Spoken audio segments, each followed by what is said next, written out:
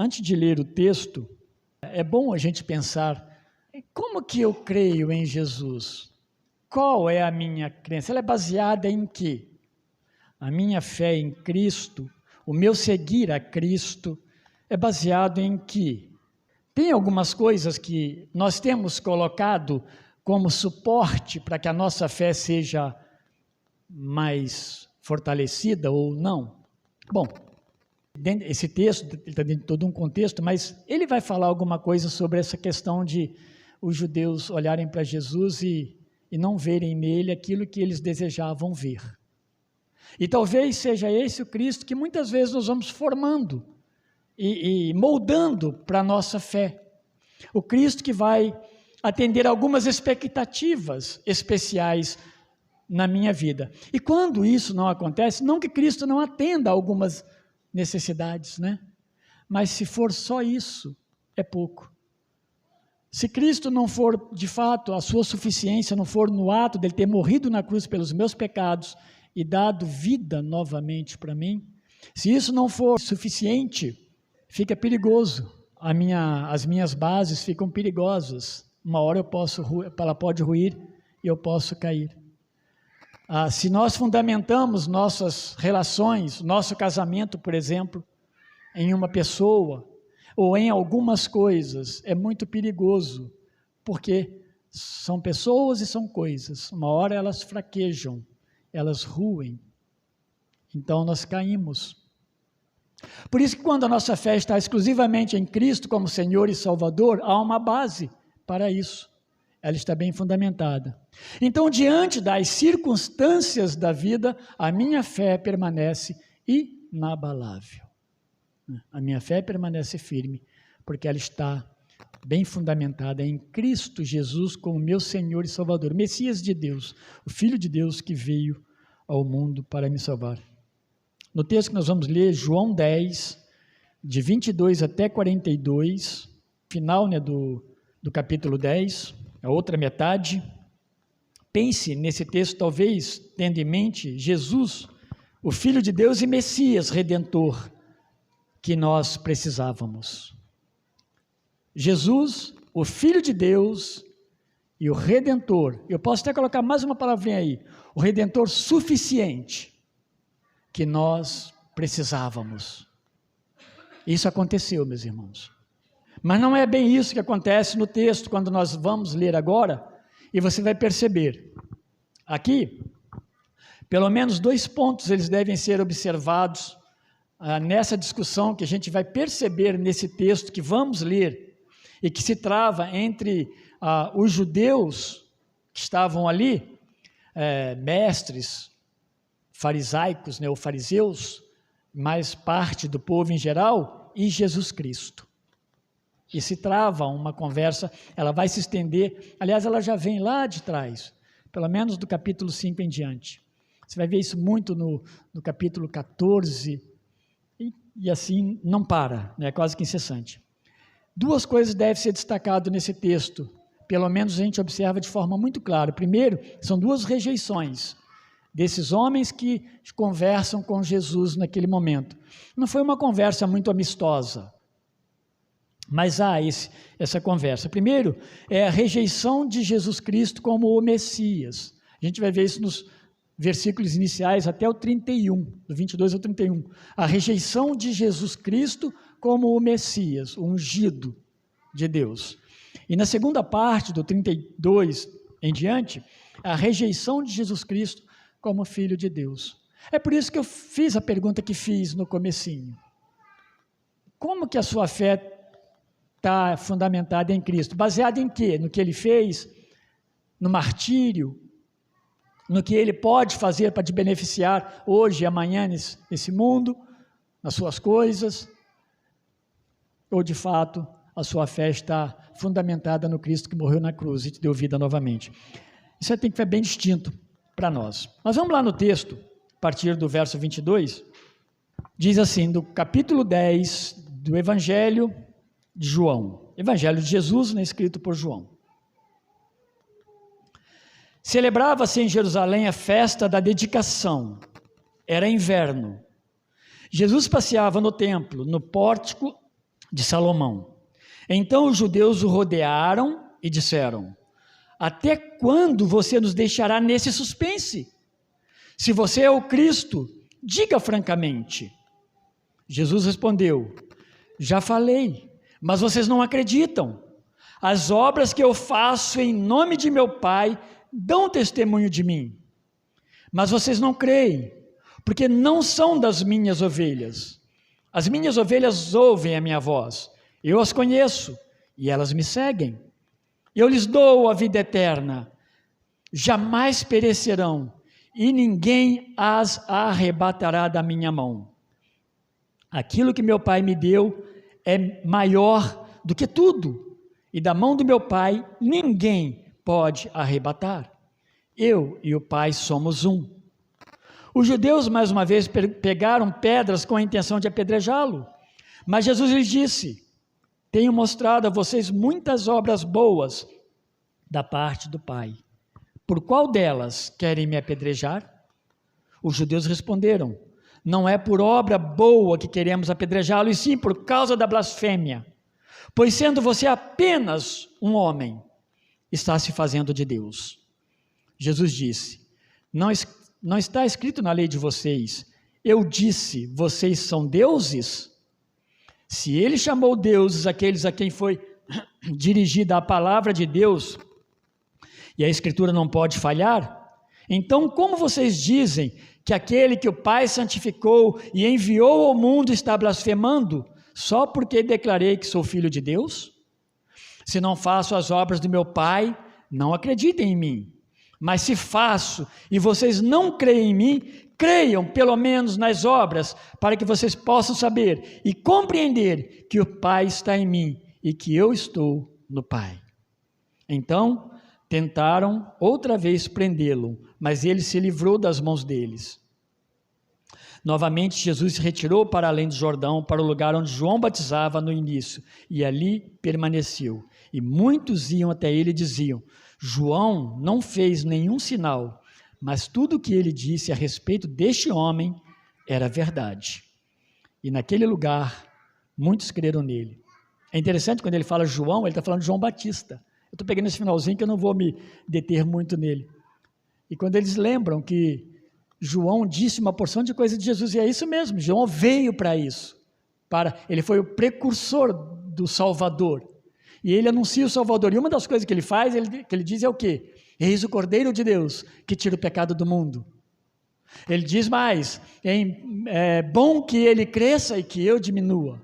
Ele diz mais: eu não sou digno nem de tocar e calçar, né, as suas sandálias em seus pés. Eu não sou digno nem disso. João e eles agora conferem e falam que de fato João não fez sinal, mas tudo que falou deste homem, que é Cristo, né, é verdade. Aqui, meus irmãos, eu vou pegar um pouco mais adiante, um pouco da história lá do Antigo Testamento, chegando no Novo Testamento, para a gente compreender a mente deste povo, por que eles estavam olhando para Jesus e trazendo esses questionamentos, essa rejeição de Jesus Cristo como o ungido de Deus, o Messias de Deus para salvar o homem. E também de Jesus como Filho de Deus, porque as coisas têm que andar juntas, não dá para você falar do Messias se você separar ele da divindade. Porque Deus não estava falando mais de um profeta humano na sua promessa, que está em Jeremias, que está em toda a Bíblia do Antigo Testamento. Ele está falando de alguém que de fato teria participação com ele na divindade que os judeus não creram.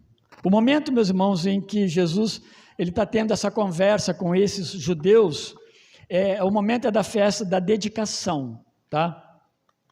Essa é uma festa que não é muito celebrada pelos judeus. Não era muito celebrada pelos judeus e ela tinha uma característica bem nacionalista. Por quê? Essa festa ela vai se originar ali no meio do silêncio, né, dos profetas, né? Alguém me disse hoje, né, que estava lendo, estava aprendendo sobre Jesus e aprendendo sobre o silêncio, né, dos profetas, mas também que João Batista foi o último profeta, falando sobre revelação, né, que Deus revelou, ali se fechou a revelação de Deus, ok? De fato, vai se fechar a revelação de Deus ali, juntamente com o que Deus revela aos apóstolos e algumas pessoas, que vai ficar escrito aqui nas Escrituras. Isso justamente para que a gente entenda que não há mais revelação pessoal, para que você aplique isso em forma de ensino para a igreja. Se nós cairmos nisso, nós somos perdidos, porque nós começamos a ignorar as Escrituras Sagradas. Tá? Então, de fato, isso é um perigo. Nesse período de silêncio, né, desde quando o povo vai para o cativeiro, retorna, né, do cativeiro, ali no 400 e pouco, antes de Cristo, até a chegada de Jesus Cristo, vamos colocar o ano 0 aí, como referência, não há mais revelação, Deus não fala com o povo, não que Deus não existisse e parou de operar. Ele não parou de operar, ele conduziu a história. Lucas trouxe um estudo para nós muito bom, quando ele falou que o tempo, né, da vinda do Messias foi maravilhoso, porque foi tudo preparado. Vocês ouviram bem isso? O tempo da ação grega, né, o tempo da ação romana, tudo isso aí foi preparação de Deus. A sabedoria dos gregos, né, a forma, a língua grega, como que ela foi, e a cultura também, né, mas foi dominando o mundo, e os romanos pavimentando estrada, criando acessos. Deus está providenciando todas as coisas para que elas funcionem para a glória dele. Nesse período, meus irmãos, surge no ano 160 e pouco, 168, 164 ali, um homem chamado Judas Macabeus, e ele tinha vários irmãos, e ele vai ser um homem que vai lutar. Os judeus nessa época estão sob domínio dos Seleucidas, um povo sírio, e eles, meus irmãos, começam a impor em Israel não só a questão da cultura, que era grega já, mas que Alexandre deixa, mas também a questão da religião, unificar tudo, ficar um mundo unificado. É interessante que a gente vai olhar lá em capítulo 11 de Gênesis, né, que Deus confunde a língua das pessoas, né? Aí eles querem unificar. E uma das coisas que eles fazem dentro do templo dos judeus é sacrificar um porco no altar. Isso, meus irmãos, foi odioso aos olhos dos judeus. E eles não só fazem isso, mas que eles começam a fazer também, matar porcos em vários lugares pagãos dentro de Israel lá, como uma afronta ao judaísmo. É quando Judas Macabeus lidera um grupo, e eles lutam, e eles conseguem derrotar esse domínio, e eles retomam o templo e o culto dos judeus ali no templo. E Judas Macabeus, então, ele vai desenvolver seguidores ao longo da história, né? Então, um dos discípulos de Jesus Cristo, chamado Simão, o Zelote, ele é dessa linhagem dos zelotes nacionalistas, daqueles que lutavam, que dentro da sua perspectiva de enxergar o controle de Deus, o assumir de Deus em Israel, envolvia essa luta armada, essa guerra, esse lutar e combater os inimigos e dominar, né, novamente. O Messias seria também esse que ajudaria, que lideraria. E esse também, de certa forma, era o pensamento judaico, de forma geral, não de luta armada, mas que o Messias que os lideraria nesse controle de Israel. Por isso que essa festa não tinha muito sentido, porque principalmente naqueles dias ali, eles gostavam, mas não tinha muito sentido, porque trazia um sentimento nacionalista e os romanos podiam sufocá-los, né? Então era perigoso, tá bom? Feito isso, a gente vai perceber então, meus irmãos, aí olhando para esse texto, que pelo aspecto da perseguição que Jesus ele vinha já sofrendo ao longo de todo o evangelho de João, a gente percebe isso. E até mesmo da pergunta que eles fazem aí, do teor dessa pergunta que eles fazem aí no verso 24, essas pessoas que perguntam, que inquirem Jesus, acompanhadas pelo povo ao redor deles, eles eram então membros da liderança da seita dos fariseus. Eles desejavam saber se Jesus Cristo de fato era o Messias. É a pergunta que eles fazem aí no verso 24. Se você pegar o verso 25, esses dois versos dão bastante material para a gente olhar para esse questionamento deles sobre Jesus o Messias. Esse verso 25, então, ele tem que ser destacado nesse propósito, porque Jesus afirma que já havia dado a eles a resposta. Eles já sabiam, por diversas vezes, eu já disse. E a gente vai lendo o Evangelho de João, de fato, Jesus vai se anunciando como Messias, como ungido de Deus. Messias, meus irmãos, é ungido, é a expressão ungido. Cristo é igual Messias. Cristo é uma expressão grega, Messias judaica, aramaica. e significa ungido. É aquele que é a promessa de Deus para redimir o povo. A questão é como interpretar essa redenção. E Deus está trabalhando a redenção espiritual, a transformação do seu povo em um povo santo, um povo que o sirva. Mas os judeus já achavam que, não, sim, Deus é o nosso Deus. O Messias agora só vem para complementar o domínio geográfico, o controle geográfico de Israel. Mas eles continuam não acreditando, porque ele falou, eles não acreditam, eles continuam não acreditando em Jesus. E Jesus vai asseverar muito mais ainda essa condição do porquê que eles não acreditam. No verso 26, não acreditam, vocês não creem, porque não são das minhas ovelhas. Opa, faz uma distinção. Por que não acreditam? Porque vocês não fazem parte desse rebanho. Vocês não fazem parte do meu rebanho. Vocês nem me seguem. Mas seguindo em frente, Jesus repete algumas coisas que ele já havia dito dos versos 21 ao 21. E ele fala dessas características, ele fala um pouco dessas marcas de uma ovelha que o segue, que faz parte do seu aprisco, que na verdade, que significa discípulo de Cristo, marcas de um discípulo de Cristo. Ele vai dizer o seguinte, primeiro, a minha ovelha, ela me ouve, ela não está com o ouvido fechado, incapacitado de ouvir, mas ela me ouve, ela ouve os meus comandos. As minhas ovelhas, eu as conheço. Isso tem que trazer segurança para nós, meus irmãos, essas expressões aqui. Eu as conheço, eu reconheço elas como minhas ovelhas. Mas ele fala outra característica, elas me seguem. Não é apenas conhecer. Gosto de Jesus, muito legal. Melhor homem. Eu não sei quantos viram aquele vídeo que eu encaminhei ontem no grupo da igreja. Dificilmente eu encaminho, principalmente vídeos longos, meus irmãos. Mas perde um tempo e veja, vai dar no total 17 minutos. Vocês vão perceber um homem pregando o evangelho em Israel. Uma coisa de louco, né? Sabe o que me chama a atenção? A gente sabe que as pessoas recusam Jesus. Mas eles não conseguiram, depois de toda aquela pergunta, aquela caminhada, o rapaz dando as dicas, quem é essa pessoa? Rambam? Eles estão falando uma porção de gente, uma porção de líder na história de hoje. E poucos dele, Jesus? Mas antes eles concordam, que homem bom. Tem um rabino que fala, esse homem tem todas as características do bom judeu. Mas quando falou que era Jesus, ele se irou. Olha o que acontece aqui no texto. Ele se irou. Ele ficou bravo. Olha que coisa maluca. Quando as pessoas ouvem de Jesus Cristo e elas não querem de fato segui-la. Mas nada disso que nós falamos, conhecer, ouvir, ou ser conhecido, né, por Jesus, ouvir e seguir, identificava aqueles indagadores aqui do Senhor Jesus Cristo. Então, por diversas vezes, Jesus ele vai afirmar que o problema daqueles homens, daqueles judeus, daqueles fariseus, se agravava. Sabe por quê? Ele vai dizer lá no 8,19, não precisamos ler, mas ele vai dizer o seguinte, não reconhecem, ou não, a melhor expressão ainda não é reconhecem, não conhecem o Filho como vindo do Pai. Esse é o grande problema de vocês.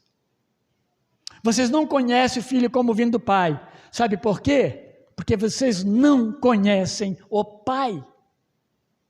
Então a vida daqueles homens, aquela religião, era uma hipocrisia. Eles viviam em engano. E a gente tem que tomar muito cuidado, meus irmãos, para que a gente não viva um cristianismo em que nós, na verdade, não conhecemos Cristo. Eu não estou falando de você. Mas essa reflexão é importante. Por isso que eu fiz as perguntas. Como que a minha fé em Cristo, eu tenho fé em Cristo, está baseada em quê? Em momentos bons que Deus me proporciona, ou na tristeza, ou na profunda tristeza, eu o amo e eu o sirvo, e o amor por Ele cresce, porque Ele me amou de uma maneira maravilhosa. Essa não aceitação de Jesus como Messias enviado por Deus, por parte desses homens, por parte dessas pessoas, desses judeus, ela se desdobrava numa segunda negação, além de não crer que era o Messias, que era justamente, eles não criam também que Jesus é o Filho de Deus. O verso 36, ele chama mais atenção para isso. não somente não é o Messias, mas você também não é o Filho de Deus. Não é nenhum dos dois. Porque os milagres ele já tinha feito. Eles já tinham visto. E é isso, meus irmãos, que vai se desenvolver nessa acalorada, discussão do 32 até o 38. Se como Messias eles desejavam apedrejar Jesus, no verso 31, agora como Filho de Deus, e depois Jesus ainda faz uma afirmação, eu e o Pai, nós somos um. Depois de todas essas coisas acontecerem nesse diálogo, isso não melhorou as coisas, porque no final, no verso 39, eles queriam prendê-lo, e obviamente prendendo Jesus, eles iriam submetê-lo ao julgamento no Supremo Tribunal deles, e consequentemente matar Jesus por apedrejamento, porque era a forma de morte judaica. Os romanos eles matavam na cruz, comumente, principalmente judeus, e quando um romano decapitava alguém, ele decapitava como um presente. Essa pessoa que era decapitada pelos romanos era alguém que era romano. Então ele merecia uma morte mais rápida, porque a morte de cruz é lenta, dolorosa. Paulo fala, estou próximo para ser morto, e ele seria decapitado. Por quê? Porque Paulo era um cidadão romano. Naqueles dias que mataram Paulo, muitos, por causa do incêndio de Roma, muitos cristãos foram mortos. Mas mortos de quê? Por cruz, ou então julgado lá na arena para lutar com os animais. Ele diz que eu e o Pai somos um. E essa afirmação, meus irmãos, ela vai atingir de cheio essa confissão monoteísta, confissão de fé, monoteísta dos judeus. Está lá em Deuteronômio 6, verso 4, lá diz, ouve, ó Israel, o Senhor nosso Deus é o único Senhor. Jorge leu isso para nós semana passada. Essa é uma confissão de fé deles. Eles falavam isso o tempo todo. E por causa disso, então, vai acirrar o desejo deles condenarem Jesus ao apedrejamento. A gente precisa notar, então, meus irmãos, que essa missão de Jesus, ele de fato tem consciência da sua morte para dar vida aos que crerem, mas não por apedrejamento. Por isso que Jesus não vai ser apedrejado, por mais que eles quisessem. Jesus vai ser conduzido, por todo esse propósito de Deus, ele vai ser conduzido à cruz, para morrer na cruz. E nesse meio aí, do verso 33 até o 38, eu quero fazer uma consideração, quando Jesus fala aí de Elohim, ele fala de quando, alguns momentos, que eles precisavam atentar, porque eles chamavam de Elohim, a Bíblia chama de Elohim até pessoas. Ele quer dizer isso, se a Bíblia chama de Elohim pessoas, Elohim, meus irmãos, é a forma plural de Deus, deuses. E na Bíblia, há diversas vezes a referência de Deus como Elohim, e aí nós temos que olhar, eu vou fazer essa citação mais adiante, esse Deus plural mesmo, como trindade.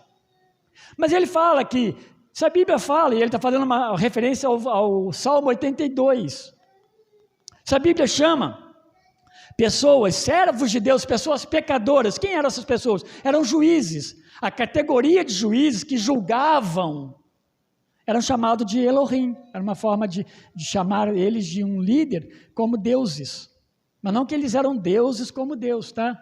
Essa nomenclatura Elohim atinge isso. Jesus está perguntando, como que vocês agora, eu me apresento como filho de Deus, e vocês negam? Tem coisa errada nisso. Tem coisa errada. Se Jesus, como participante da divindade, ele é Elohim. Ele faz parte da trindade. Ele faz parte da divindade. Então, só para a gente entender, porque ele vai fazer esse questionamento. Agora vocês estão negando. Estão me chamando de blasfemador. Estou sendo acusado de blasfêmia, vou ser apedrejado. E vocês, na palavra de vocês, mesmo está escrito, e vocês sabem disso. Que essa expressão é usada, inclusive, para seres humanos limitados, pecadores. Ele não usa essa expressão, mas é isso que ele quis dizer nesses versos 32 ao 36. Mas, meus irmãos, dito isso, até aqui, vamos pensar nas considerações bíblicas sobre a expectativa messiânica em Israel e essa sua relação com a divindade. à luz do Novo e do Antigo Testamento para a gente pensar. Porque isso, meus irmãos, é isso que está aqui em voga. Esse que é o alvo da rejeição deles para com Jesus, tanto como Messias, quanto como Filho de Deus. E tem o único lugar que vai encontrar a resposta é nas Escrituras Sagradas. Primeiramente, a gente precisa atentar para o fato de que as Escrituras lá no Antigo Testamento, a sua Bíblia do Antigo Testamento aí, elas revelam a Trindade na sua operação direta no meio do povo. A gente vai perceber sinais da Trindade. Mas também, meus irmãos, algumas citações proféticas, a gente vai perceber que aponta para o operar de Deus, seja por intermédio do Messias, ou o Espírito Santo fazendo parte da vida de alguém, manifestando-se em alguém específico no Antigo Testamento. Ou seja, a Trindade ela está muito ativa no Antigo Testamento. Só para os irmãos saberem, eu sei que a maioria sabe, a Bíblia hebraica ela vai terminar em Malaquias. Então, quando você vê um vídeo como aquele lá, que eles não sabem quem é Jesus, eles são instruídos de fato a não se interessar por isso. Porque eles querem crer que o Messias ainda virá. E esse é o grande problema. Ele já veio. Mas nesse aspecto, meus irmãos, sobre o Antigo Testamento e a manifestação da Trindade lá no Antigo Testamento, que não é como você vê no Novo Testamento, ocorre dessa forma, e um homem chamado Lohane Boetter, um doutor, né, um cristão, ele fez um trabalho acadêmico intitulado Trindade. Talvez se você botar o nome dele e o título da obra dele, você vai encontrar isso na internet. Ele fala que isso ocorre, essa é uma palavra dele, e é interessante, ocorre esse espaçar, né, da Trindade, que você não vê de forma clara o tempo todo lá no Antigo Testamento, porque Deus se revela primeiramente em sua unicidade,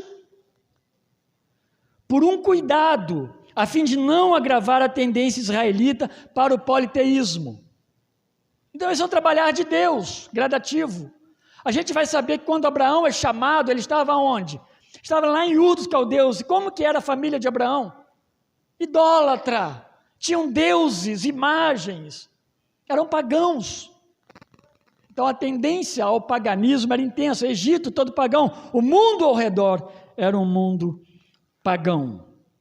Assim, uma revelação prematura da Trindade poderia ser um obstáculo para o progresso religioso de Israel e entendimento da ideia de um único Deus, que nós entendemos. Os cristãos no mundo, mesmo pelos não cristãos, eles são vistos como povo monoteístas, não três deuses, tá? E aí, meus irmãos, é a ideia de que, como o sol, a gente só para ilustrar, né, pensar no sol, o sol ele já nasce queimando, sapecando como meio-dia? Não. Ele nasce um pouco mais suave, não é verdade? Mas chega meio-dia, meus irmãos, a coisa está torrencial. Deus, então, ele vai se revelando de maneira progressiva para que não haja dúvidas no coração do seu povo sobre o Deus único. O povo de Israel, então, ele percebia esse ato de Deus se revelar gradativamente em diversos aspectos da vida de Israel. Quando Deus se revela para eles, Deus começa então a manifestar seus desígnios no meio do povo e apontar para algo muito maior. Deus caminha com o povo e ele criava sombras para aquilo que se concretizaria de forma definitiva no futuro. Então nenhum acontecimento no povo de Israel vai fugir daquilo que Deus está apontando para aquilo que seria concreto, e de certa forma em Cristo Jesus. Quando você olha para a Páscoa, e você vê a ceia do Senhor, elas têm essa relação, só que agora algo maior e melhor e abrangente para o povo de Deus em todos os lugares. Quando fala do cordeiro macho de 1 ano, sem defeito, você vai olhar para Cristo, o cordeiro de Deus perfeito, sem pecado, significa sem defeito. O sangue do cordeiro que é aspergido em favor do pecador, a ideia de purificação, tabernáculo, mas não, tudo tinha sentido apontando para frente. O santo dos santos, Jesus Cristo, é aonde nós nos ajoelhamos, é o nosso santo dos santos. O próprio rei Davi como um tipo de Cristo. Tudo isso apontava para algo maior, mas isso é a revelação de Deus passo a passo. Então Cristo, quando ele veio, Gálatas vai dizer que Cristo veio no quê? Na plenitude do tempo. O tempo oportuno, o tempo certo, o tempo de Deus. Mas ainda assim, meus irmãos, o Antigo Testamento, ele não vai se calar sobre as referências e ações da Trindade, lá no Antigo Testamento. E são muitos textos que se referem a Cristo, não diretamente com a expressão Cristo, mas que vai apontar para Cristo, e isso ficou muito claro, fica muito claro, como também as obras do Espírito Santo, desde Gênesis. Se você pegar Gênesis 1:2, diz lá que o Espírito de Deus se movia sobre a face das águas. Então, há citações, sim, atuando em pessoas como Saul, como Davi e tantos outros. As expressões façamos, que é dita por Deus diversas vezes, lá em passagens como Gênesis 1:26 e 27, que nós lemos agora há pouco, façamos o homem a nossa imagem e semelhança, tem que nos levar a olhar para isso, em vez de ficar falando que são anjos. O que está acontecendo naquele momento ali no céu, né? Talvez seja mais fácil de fato olhar para a Trindade. Gênesis 3:22, eis que o homem é como um de nós, depois da queda, essa ideia, né? E depois, a 11:7 que eu citei agora, eia, deixamos e confundamos as línguas que eles falam, ali na Torre de Babel, e assim por diante, para citar somente Gênesis. A própria expressão Elohim, ela é usada diversas vezes no plural para identificar Deus, El, único, mas usa Elohim. Eu sei que muitos estudiosos não entram por esse caminho de uma forma a pisar, né, profundamente, mas isso para mim, meus irmãos, fica bem claro, bem visível do que Deus quer nos mostrar mais adiante. Dessa forma, então, meus irmãos, Israel ele vai se desenvolvendo uma crença em um único Deus, que no seu propósito de resgatar o homem do seu próprio pecado, ele vai se manifestar ao seu povo em 3 pessoas, e essas 3 pessoas de uma mesma essência e natureza, elas não são diferentes, elas não são desqualificadas em termos de posição, uma maior e outra menor, mas funcionalmente elas são distintas. E os patriarcas, os profetas, incluindo aí, meus irmãos, a gente pode pensar inclusive em Abraão, eles enxergaram essa manifestação de Deus no resgate da alma, sendo o resgate da alma o maior benefício do homem, de Deus para com o homem. Mas lá no passado eles olhavam para isso de forma muito clara. Tanto Romanos 4 quanto Hebreus, capítulo 11, no Novo Testamento, estou dando um pulinho até lá, eles vão dar testemunho do Antigo Testamento, porque vai afirmar que Abraão foi justificado, ele recebeu o livramento da condenação por sua fé em Deus. E vai além ainda, quando ele vai dizer que eu repeti aqui bem no começo também, que Abraão, ele enxergou a cidade que é feita pela mão de Deus, não a Canaã apenas, mas a obra de Deus muito maior e perfeita e completa, e uma obra eterna. Hebreus 11:10, ele complementa dizendo então que Abraão viu essa coisa maravilhosa. Como que a gente pode imaginar em 2100 anos antes de Cristo, né? É só pelo poder de Deus. E Abraão é justificado por aquilo que nos justifica hoje também, fé em Cristo, fé em Deus, fé no Messias que haveria de vir. O Antigo Testamento, então, ele vai construindo esse entendimento do povo com as manifestações e promessas de que algo maior está vindo para nós.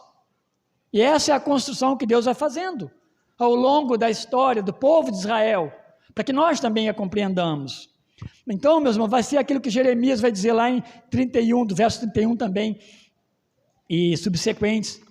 Ele vai descrever como uma nova aliança, a aliança eficaz e suficiente, a aliança plena, quando se morre o Cordeiro de Deus e salva o homem pecador e não há mais sacrifícios. Jeremias está falando, mais adiante vai se manifestar. E nós seremos chamados a fazer parte dessa nova aliança. É uma referência, então, a esse Messias que salva, o Messias Salvador. As promessas da vinda do Messias, elas vão sendo cada vez mais intensas, elas vão sendo cada vez mais profetizadas pela boca desses profetas diversos do Antigo Testamento, especialmente também a boca de Davi, como profeta, como rei e profeta. Os salmos messiânicos, Salmo 2, Salmo 8, Salmo 16, Salmo 22, olha que Salmo 22, verso 1, ele diz: Deus meu, por que me desamparaste? Essas, meus irmãos, são as mesmas palavras, são as mesmas expressões usadas por Jesus ali na cruz. Em Mateus 27, o verso 46, ele repete isso. Jesus fala isso. E perto da hora nona, exclamou Jesus em alta voz, dizendo: Eli, Eli, lama sabachthani, isto é, Deus meu, por que me desamparaste? Lembra que eu falei agora há pouco? Davi é visto como um tipo de Cristo nas Escrituras Sagradas. Ele está olhando, algo aconteceria mais adiante. Isaías então vai descrever de maneira bem clara essa promessa messiânica que está nas Escrituras para nós. Diversas das suas proclamações, elas são citadas no Novo Testamento. O que Isaías falou lá são repetidas no Novo Testamento como promessa que se cumpriu. Diversas, muitas. O profeta Isaías foi muito premiado com isso. Mas eis uma, né, das que ele faz uma citação em Lucas 4, 16 a 21, quando Jesus é convidado para ler lá na sinagoga as Escrituras, e eles dão para ele o livro, para ele ler. Ele está ali o livro aberto, e ele vai ler o texto, e ele lê o seguinte: o texto diz assim, lá em Lucas 4, Jesus foi para Nazaré, onde havia sido criado. Num sábado, entrou na sinagoga, segundo o seu costume, e levantou-se para ler. Então lhe deram o livro do profeta Isaías, e abrindo o livro, achou o lugar onde está escrito: O Espírito do Senhor está sobre mim. E esse é o texto, tá? Aquele é o texto de Isaías. Porque ele me ungiu para evangelizar os pobres, enviou-me para proclamar libertação aos cativos e restauração da vista aos cegos, para pôr em liberdade os oprimidos e proclamar o ano aceitável do Senhor. Tendo fechado o livro, Jesus o devolveu ao assistente e sentou-se. Todos na sinagoga tinham os olhos fixos nele. Então Jesus começou a dizer: Hoje se cumpriu a escritura que vocês acabam de ouvir. Então, é isso que Isaías está falando, é isso que o próprio Jesus abre, né? Abrindo as Escrituras, ele vai ler para aquele povo como uma promessa que se cumpre em quem? Em Cristo, o Messias, Filho de Deus. Isaías vai anunciar ainda o Messias como servo sofredor. Você vai ler Isaías 52, 53, todo esse processo da crucificação, do sofrimento, da dor, Isaías deixa descrito. Não tem como nós lermos aquilo ali apenas como um escrito poético, sem aplicação, mas ele é profundamente profético para falar, e fala aos nossos corações. Então ali anuncia o sofrimento, ele não anuncia um triunfalismo, como muitos hoje ainda querem ver, somente Jesus que triunfa. E triunfa como? Através da igreja que não sofre, através da igreja que tem uma boa estrutura física, ela tem seus bens, as famílias estão todas muito bem, sem problema nenhum de saúde e sem falta nenhuma nas suas casas. Isso não existe. O Evangelho não contempla isso. Se você quer entender o Evangelho, entenda claramente que nós somos chamados primeiramente para sofrer pelo Evangelho. Eu não estou falando de doença e de faltas. Sofrer pelo Evangelho. Quem lê Inácio de Antioquia, foi bem no começo ali da vida cristã, eu estou lendo, por acaso estou lendo agora, parte de uma biografia dele. Eles ficam assustados, quem lê Inácio hoje fica assustado. Parece que Inácio queria morrer. Parece que ele almejou, ele desejou a morte intensamente. Mas não é, quem lê ele com mais cuidado, segundo, né, fala ali, diz o seguinte: ele sabia que o chamado ao cristianismo, ainda mais naqueles tempos, era por morrer, não mais perseguido por judeus, mas agora pelos romanos, intensamente. Ele estava pronto para isso. Daniel 7,13, ele usa a expressão filho do homem. E essa expressão, ela, pelo contexto de Daniel, nós podemos atribuí-la assim ao Senhor Jesus Cristo. Até porque essa expressão filho do homem, ela se repete quase 70 vezes no Novo Testamento, como referência ao Senhor Jesus Cristo. Então as Escrituras, elas não se calaram para a promessa de Cristo. Quando se entra, então, no Novo Testamento, os judeus eles recebem uma enxurrada de afirmações relacionadas a Cristo como Messias e como Filho de Deus. E aqueles que criam de fato, eles não tinham dúvida. Sim, tu és o Cristo, Filho de Deus. Não há dúvida. Talvez houvesse dúvida com relação aos discípulos, por exemplo. Um pouco de dúvida, mas é o Cristo, Filho de Deus. Mas vai agir como? Vai agir sentando no trono? Sim, essas dúvidas eles tinham, até um certo ponto. Mas que Cristo era de procedência divina, Filho de Deus, e o único Messias, Redentor. Essas pessoas não tinham dúvida. Essas muitas que ouviram a mensagem do Evangelho e tiveram um confronto direto com Cristo, como esses líderes fariseus tiveram e o negaram abertamente. Essa é a ideia, meus irmãos, de uma incredulidade que João trabalha muito no seu Evangelho e que mata o homem espiritualmente. João 1,1, ele afirma que o verbo era Deus, é uma referência a Cristo. Nós já passamos por esse texto no estudo do Evangelho de João. João 1,10 diz que o mundo foi feito por ele, uma referência a Cristo, o verbo de Deus. A gente perceber que a partir dos evangelhos, a gente vai perceber, então, diversas declarações de reconhecimento desse Cristo, como esse Messias enviado por Deus para a salvação daquele que crê. A mulher samaritana, meus irmãos, foi esse encontro que Jesus tem com aquela mulher que nem judia ela era. Lá no verso 26 do capítulo 4 diz assim: então Jesus disse para ela, eu sou o Messias. Ele fala para ela, e ela creu, tá? Eu sou o Messias, eu que estou falando contigo. Então não ficou sem declaração. Isso correu por toda Samaria. Seus discípulos declaravam essas afirmações de Jesus Cristo e viam isso de uma forma muito clara, o Salvador. Se você prosseguir, Filipe e Natanael, quando Filipe chama Natanael, fala, olha, nós descobrimos o profeta que Moisés, o grande Moisés, anunciou lá no passado, nós encontramos ele. E Natanael tem suas dúvidas, suas indagações, mas Jesus se revela e fala, eu te vi, mas me viu como? Eu estava debaixo da figueira, mas eu te vi. E ele nunca tinha estado com Jesus. E aí, meus irmãos, Filipe encontra Natanael e disse assim, chamamos aquele a quem Moisés escreveu na lei, a quem se referiam os profetas, Jesus Nazareno, Filho de Deus. Olha o que Natanael diz. Então, capítulo 1, verso 45, 49 de João, tá? Então Natanael exclamou, mestre, o Senhor é o Filho de Deus, o Senhor é o Rei de Israel. Então não ficou sem testemunho o que Cristo fez e como Cristo se manifestou. Pedro lhe responde em 16 de Mateus, em nome de todos os discípulos, que ali é a resposta dos discípulos, ele afirma, ele responde para Jesus quando pergunta, quem vocês pensam de mim, quem vocês creem ser o Cristo, que falam de mim, e que vocês pensam? Simão respondendo, disse, Simão Pedro, o Senhor é o Cristo, o Filho do Deus vivo. O Cristo Messias ungido e o Filho de Deus, Filho de Deus vivo. Aquele cego de nascença, nós passamos esse dia pelo texto 9, 35 a 38, e 38 especificamente. Olha o que diz lá, ao reencontrá-lo, Jesus perguntou, você crê no Filho do Homem? Então o que era cego afirmou, eu creio, Senhor, e o adorou.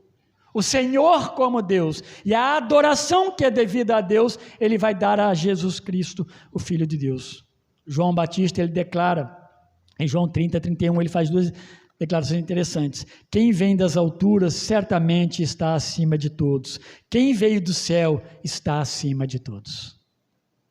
Ele entendeu quem era o Cristo. Os evangelhos vai narrar ainda, meus irmãos, dois membros do Sinédrio, nós conhecemos muito bem, José de Arimateia e Nicodemos, que encontraram Jesus, então eles também não estão isentos. Ali surgiram pessoas que ouvindo, elas ficaram balanceadas na sua fé, que estava fragilizada, estava errada. Nicodemos e José de Arimateia, eles vão se destacar como alguém que não se opunha a Cristo. Talvez foi as duas únicas figuras do Sinédrio.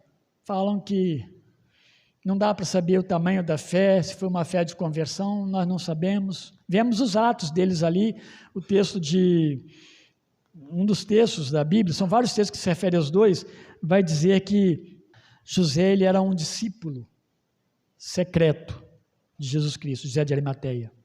E o que a gente vê também na vida de Nicodemos.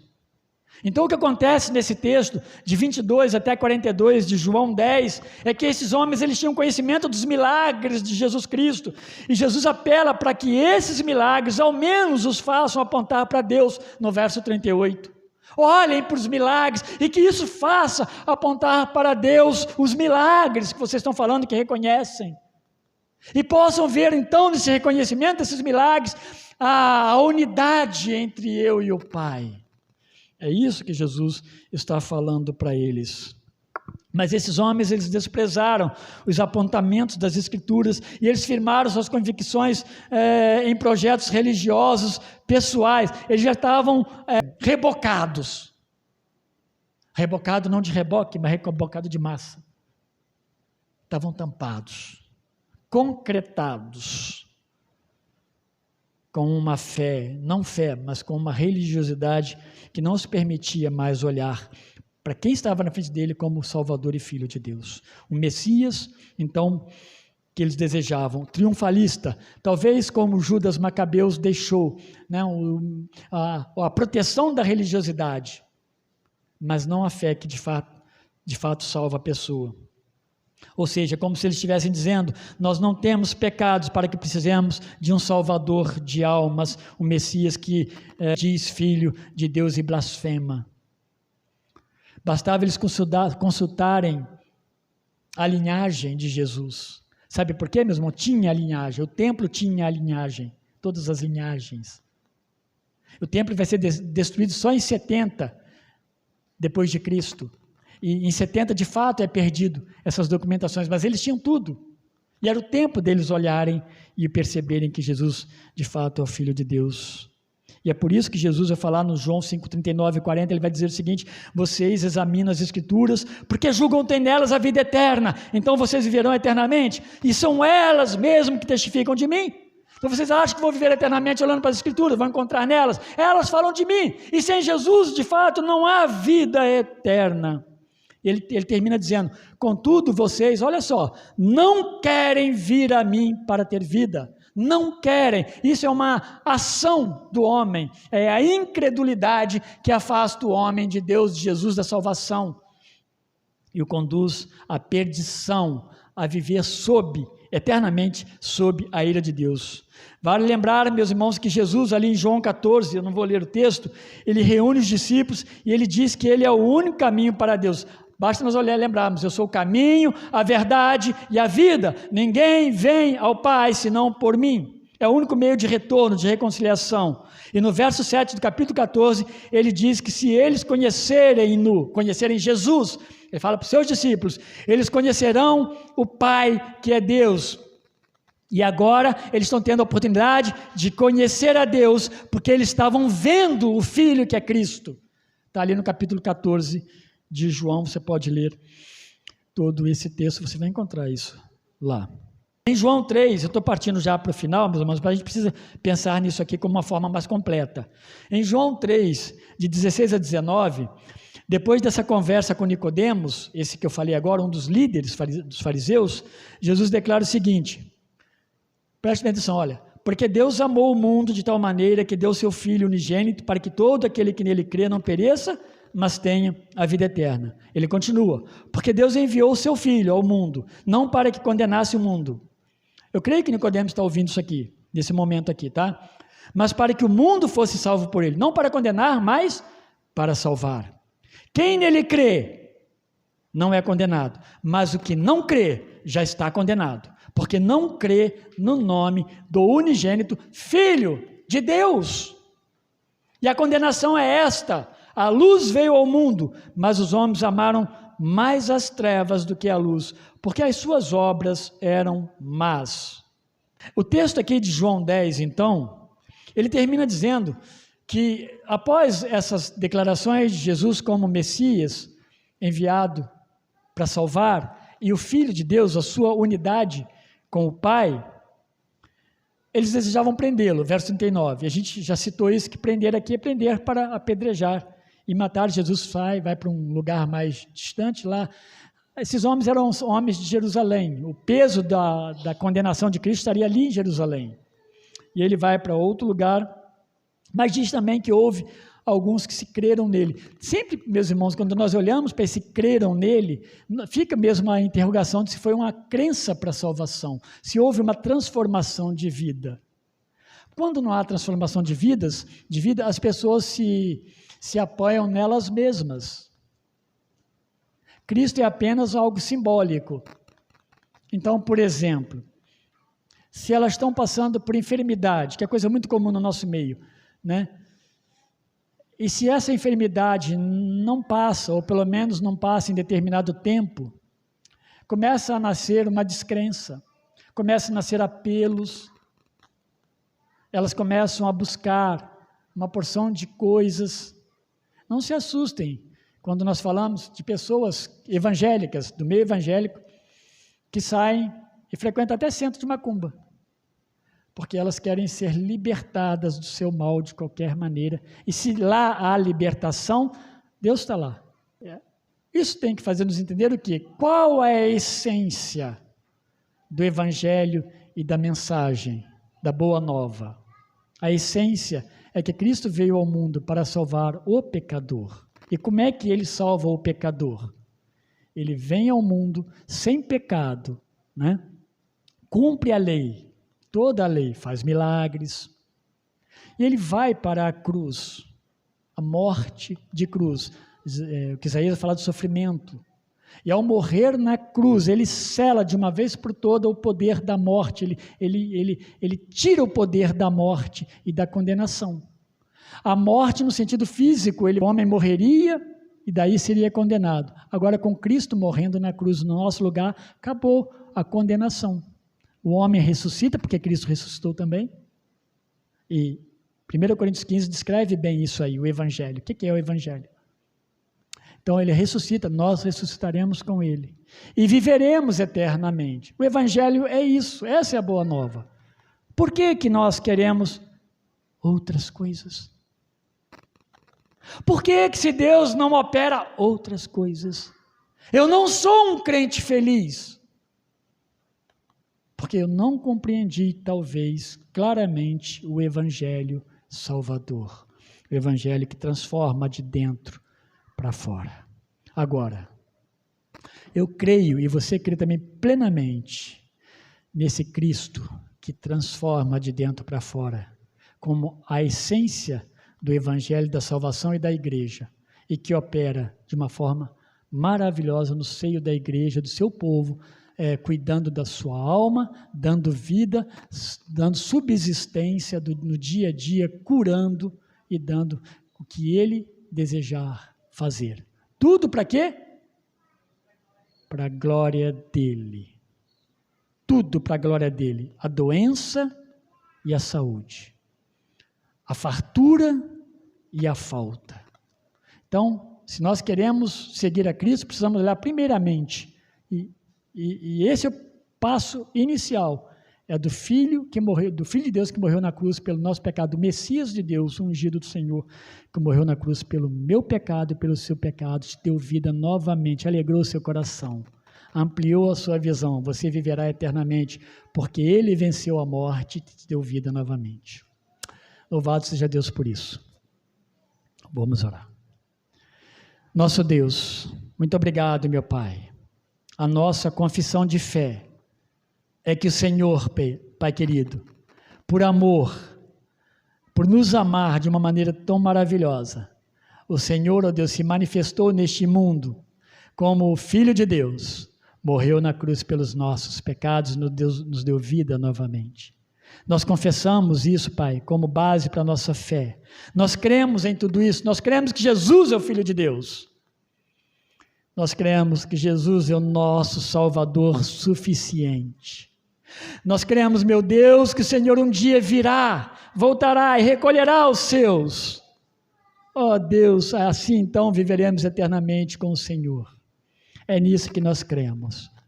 Mas nós cremos também, ó Deus, por causa do seu amor, do seu cuidado para com todos e para com o seu povo, o Senhor nos abençoa com tantas bênçãos, Pai, com tantos milagres, porque faz parte, ó Deus, do teu caráter, cuidar dos seus.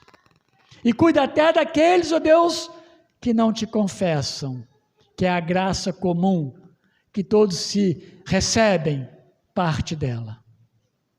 Mas muito obrigado, meu Deus. Confessamos o Senhor como nosso Deus. Confessamos o Espírito Santo como aquele que sela essa verdade em nosso próprio coração. E nós desejamos servi-lo, Deus, com as nossas vidas. E para isso nós pedimos ajuda ao Senhor. Ajuda-nos a amá-lo e a testemunhar, ó Deus, do teu amor, da tua graça, da tua misericórdia sobre nós. Em nome de Jesus, amém. Deus abençoe a todos.